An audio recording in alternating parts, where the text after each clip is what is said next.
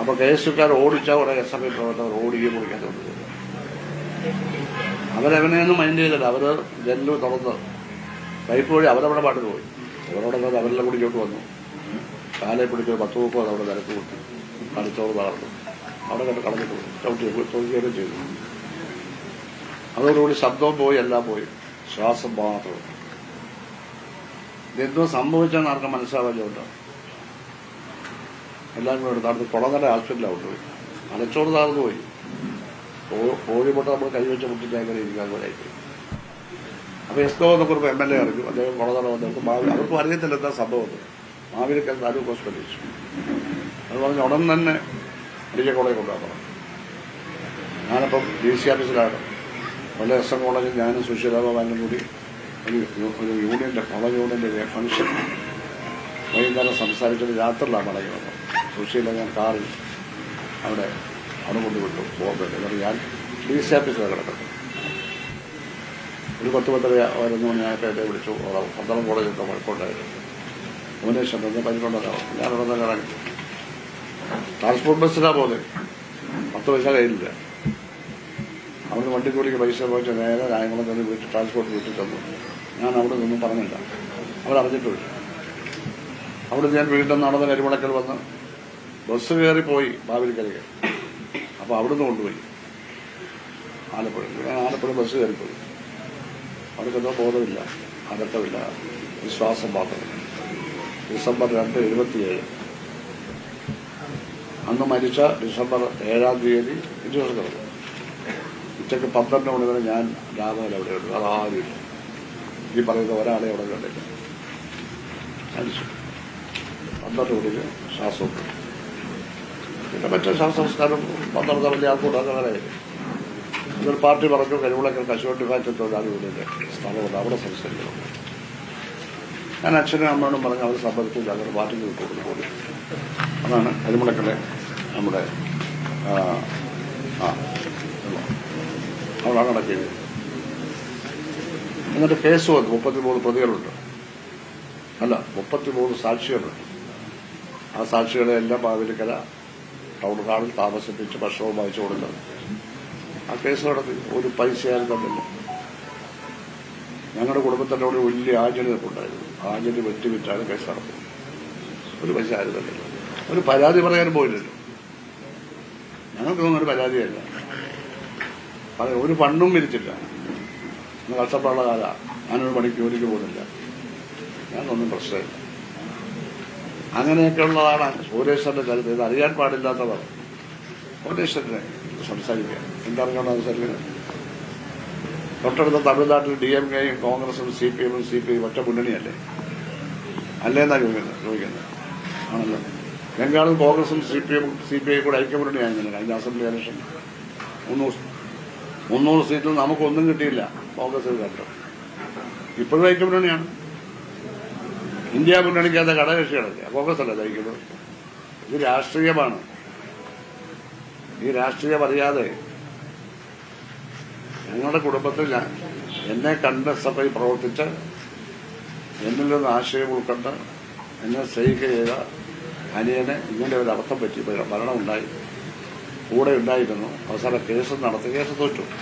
കാരണം ജഡ്ജി പറഞ്ഞു പോലീസാണ് 1-ാം പ്രതി. ഈ കേസ് നശിപ്പിച്ചത്. ഒരു അപ്പീല് പോലും കൊടുക്കാൻ ആരും സഹായിക്കാനില്ല. പൈസ ഉണ്ട്. അപ്പീലൊന്നും പോയില്ല. ഗവൺമെന്റ് അടുത്ത വർഷം ഭരിക്കുന്ന കാല അപ്പീൽ വന്ന് TK രാമകൃഷ്ണൻ അപ്പീലൊന്നും പോയില്ല. പക്ഷെ കേസത്ര മോശം വാദിക്കാൻ BSNോട് പറഞ്ഞിട്ട് MM ചെറിയാനെ പോയി കണ്ടത്. അതിലിപ്പില്ല. അദ്ദേഹത്തിന്റെ മകനായി പോകുന്നു അശോക്. അദ്ദേഹം അവിടുന്ന് ഹൈക്കോടതിയിൽ പെറ്റീഷൻ കൊടുത്ത് SNDPയുടെ താലൂക്ക് പ്രസിഡന്റും വക്കീലുമായി കൃഷ്ണൻ സാറിനെ നമ്മുടെ സ്പെഷ്യൽ പ്രോസിക്യൂട്ടറായിരുന്നു. അദ്ദേഹം ആർപ്പാടത്തോട് വാദിച്ചു. പൈസ ഒന്നും വാങ്ങിയില്ല. പക്ഷെ കേസ് നശിപ്പിച്ചു. ഇതാണ് ഭുവനേശ്വരന്റെ ചരിത്രം. ആർക്കറിയാം? ഭുവനേശ്വരന്റെ പേര് സ്കോളർഷിപ്പ് ഏർപ്പെടുത്തിയത് പൈസ പിരിച്ചിട്ട്. കായംകുളം കോപ്പറേറ്റീവ് ബാങ്കിലാണ് പണം വിട്ടത്. ഇക്കണോമിക്സിൽ കേരളത്തിലെ യൂണിവേഴ്സിറ്റിയുടെ ഏറ്റവും കൂടുതൽ മാർക്ക് BA കിട്ടുന്നതുകൊണ്ടാണ്. അത് കൊടുത്തോണ്ട് SFIക്കാരത് മറന്നുപോയി. കൊടുത്തിട്ട് പൈസ കിടക്കുന്നുണ്ട്. അവർ മറന്നുപോയി. അത് ഓർമ്മയില്ല. പ്രത്യേക SFIക്കാർ ഒരു SFI നേതാവ് ഒരു സംസ്ഥാന വൈസ് പ്രസിഡന്റാണ്. പന്തളത്തൊരു പട്ടി ചത്താൽ രക്തസാക്ഷിയാകുമ്പോൾ കൂട്ടുകാരുമായിട്ടിരുന്ന് പാടിയിട്ടുണ്ട്. പാടുന്ന നല്ല കണ്ടീഷനിലല്ലേ. പന്തളത്തൊരു പട്ടി ചത്താൽ അതൊക്കെയാണ് ഇപ്പൊ ഭുവനേശ്വരന്റെ ഒരു സംശയം. അത് നിർത്തുന്നതാണ്, അതൊക്കെ നിർത്തുന്നതാണത്. ഭുവനേശ്വരന് രക്തസാക്ഷി അങ്ങനെ അഭിമാനമുണ്ട്. ഞങ്ങളുടെ വീടിന്റെ പാരമ്പര്യമാണ്. എന്റെ പിന്നാലെയാണ് അവൻ വന്നത്. കത്തയക്കുക ചിലവന് മാനിഫെസ്റ്റോ അയച്ചവരുടെ മറ്റേ അയച്ചവരുടെ ഇനി കത്തയക്കുക കാർഡ്.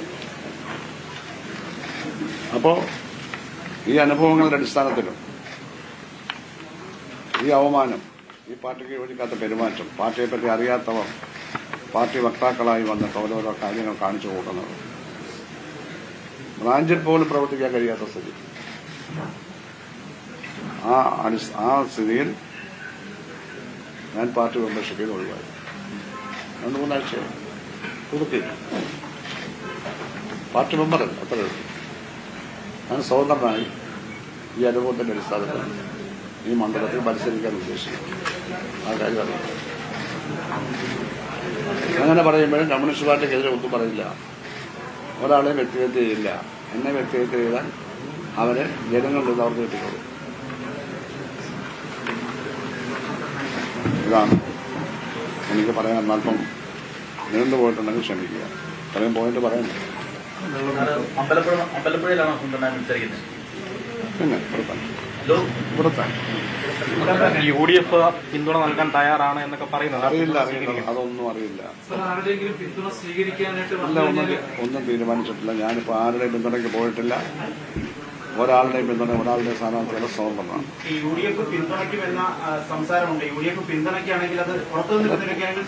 ഞാൻ പറഞ്ഞപ്പോ ആ പ്രശ്നം എന്നെ ഒന്നും വിളിക്കുന്നില്ല. എന്റെ അടുത്ത് ആരും വന്നിട്ടില്ല. അങ്ങനെ പിന്തുണ തന്നാൽ വേണ്ട എന്ന് പറയും. പിന്തുണ തന്നാൽ എന്ന പ്രശ്നം ഉദിക്കുന്നില്ലല്ലോ. പിന്തുണ തന്നിരിക്കുക അതൊന്നും തന്നില്ലല്ലോ. ഞങ്ങൾ എഗ്രിമെന്റ് ഒന്നും വെച്ചില്ല.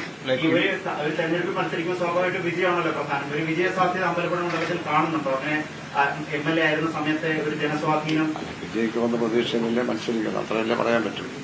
സാർ അത് വീണ്ടും ചോദിക്കുന്നത്, അതായത് സാറിന് പുറത്തുനിന്നൊരു പിന്തുണ വരികയാണെങ്കിൽ സാർ അത് സ്വീകരിക്കുമോ എന്നുള്ളതാണ്. അല്ല, അതിപ്പോ പറയാൻ പറ്റില്ല. പിന്തുണയുടെ സ്വഭാവം അനുസരിച്ചിരിക്കും.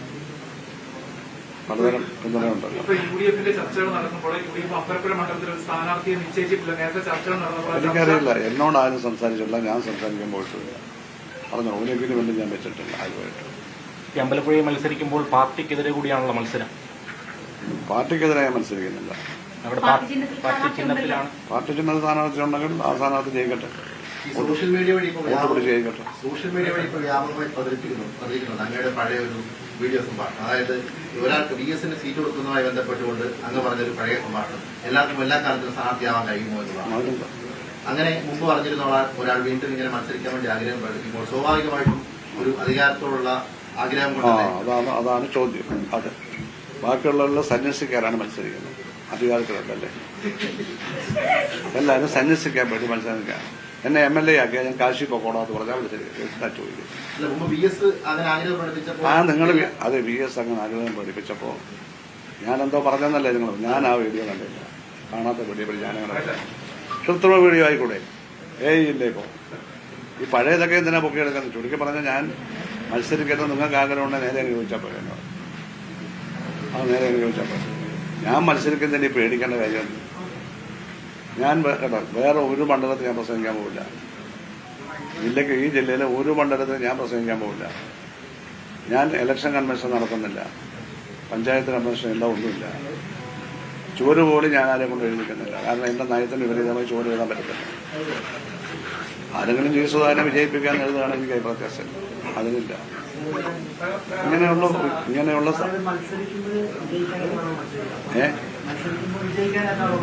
അതെ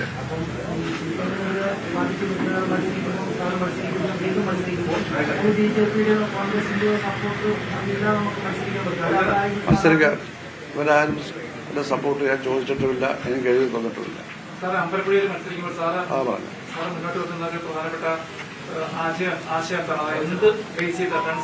ഞാൻ ഇതുവരെ മത്സരിച്ച എന്താശയായിരുന്നു അത് തന്നെ. ഞാൻ അങ്ങനെ മത്സരിച്ചു, അങ്ങനെ പൊളിറ്റിക്കൽ ക്രിമിനലിസത്തെ പറ്റി ഞാൻ സംസാരിക്കും. സർക്കാരിന്റെ വീഴ്ചകൾ ചൂണ്ടിക്കാട്ടിക്കൊണ്ടായിരിക്കും എല്ലാ പാർട്ടിയിലോട്ട് അത് വളരാൻ പാടില്ല. അതായത് ഭരണവിരുദ്ധ വികാരം ഉണ്ടെന്ന് പറഞ്ഞാൽ ഒരു മത്സരം നടന്നുകൊണ്ടിരിക്കുന്നത്. ഒന്നും അറിയില്ല. സർക്കാരിനെതിരെയുള്ള ഒരു സർക്കാരിനെതിരെ ഞാനൊന്നും പറയുന്നില്ല. ഭരണവിരുദ്ധ വികാരം ഉണ്ടോന്ന് എനിക്കറിയത്തില്ല. സാറ് മത്സരിക്കാൻ പോകുന്ന സാറിന്റെ നിലപാടുകൾ ഉയർത്തിപ്പിടിച്ചുകൊണ്ട് മാത്രമാണ്. അതെ, ഞാന് ഒന്ന് അഴിമതിക്കെതിരെ, എല്ലാത്തരം അഴിമതിക്കെതിരെ എന്റെ പ്രധാന ക്യാമ്പയിൻ ആണ്. അതൊന്നും ഇപ്പൊ പറയേണ്ട കാര്യമല്ല.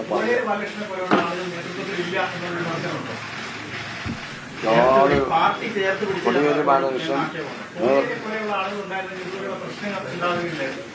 ഇല്ല, കൊടിയേരി ബാലകൃഷ്ണൻ എല്ലാത്തിന്റെയും അവസാനം ഒറ്റമൂലിയാണ് എന്റെ അനുഭവത്തിലാണ്. അദ്ദേഹം ഒരു നല്ല സഹാവായിരുന്നു. അദ്ദേഹം അവിടെ കോളേജ് യൂണിറ്റ് സെക്രട്ടറി ആയിരിക്കും, ഞാൻ സംസ്ഥാന സെക്രട്ടറിയാണ്. എൻ്റെ PDക്ക് പഠിക്കാൻ MA പാസ്സായി പാർട്ടി ജില്ലാ കമ്മിറ്റി മെമ്പറായിട്ടാണ് മാഹി ജവഹർലാൽ കോളേജിൽ അദ്ദേഹം യൂണിറ്റ് സെക്രട്ടറി ആയിട്ടുള്ള കോളേജ് യൂണിറ്റ് ഉദ്ഘാടനം ചെയ്യാൻ പോകുന്നത്. ഇതിനോട് കൂടുതലായിട്ട് കഴിയില്ല. കൊടിയേരി ബാലകൃഷ്ണൻ ഒന്നും ഇവിടെ പ്രശ്നമില്ല.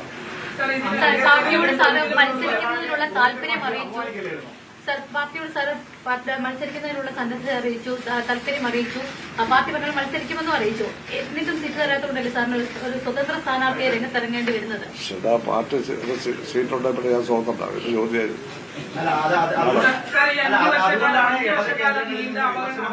സംസ്ഥാന നേതൃത്വത്തെ അങ്ങ് അറിയിച്ചിട്ടുണ്ടായിരുന്നു. ഇവിടെ നടക്കുന്ന ഓരോ കാര്യങ്ങളിലും പ്രതികരണങ്ങൾ വരുമ്പോൾ ഈ വിഷയങ്ങൾ കൃത്യമായി നേതൃത്വത്തെ അറിയിച്ചു പോകുന്നു. ഞാൻ എന്റെ ജീവിതത്തിൽ ഇന്ന് വരെ സ്റ്റേറ്റ് കമ്മിറ്റികൾ പരാതി കൊടുത്തിട്ടില്ല.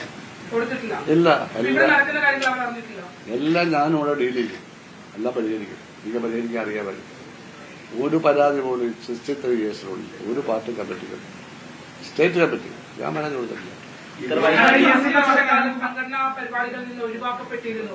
പാർട്ടി ജില്ലാ സെക്രട്ടറി പോലും അവർക്കറിയാലോ. താങ്കളെ ഒരു പരിപാടിക്കും പങ്കെടുക്കാൻ 5 വർഷക്കാലം അതെ, മാഡം ഇതെല്ലാം അവർക്കറിയാം. നേതൃത്വത്തിന് അറിയാമെന്നാണ്. എല്ലാം നേതൃത്വത്തിന് ഇത്രയും കാലം അറിയാമായിരുന്നു എന്നാണ്. അറിയാതെ പിന്നെ അങ്ങനെ അവരറിയാതിരിക്കുന്നത് അവരിവിടുത്തെ കേരളത്തിലെ മുഴുവൻ സ്പന്ദനങ്ങളും അറിയുന്ന ആളുകളില്ലേ.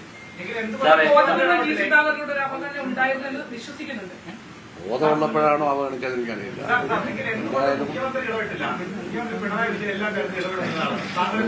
അതൊന്നും അറിയില്ല. ഞാൻ ഇടപെടണമെന്ന് അദ്ദേഹത്തോട് ആവശ്യപ്പെട്ടിട്ടേ ഇല്ല.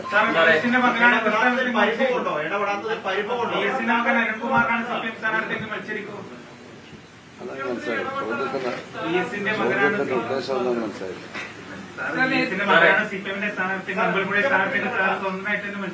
ഞാൻ സ്വതന്ത്രമായി മത്സരിക്കുന്നു പറഞ്ഞു കഴിഞ്ഞു.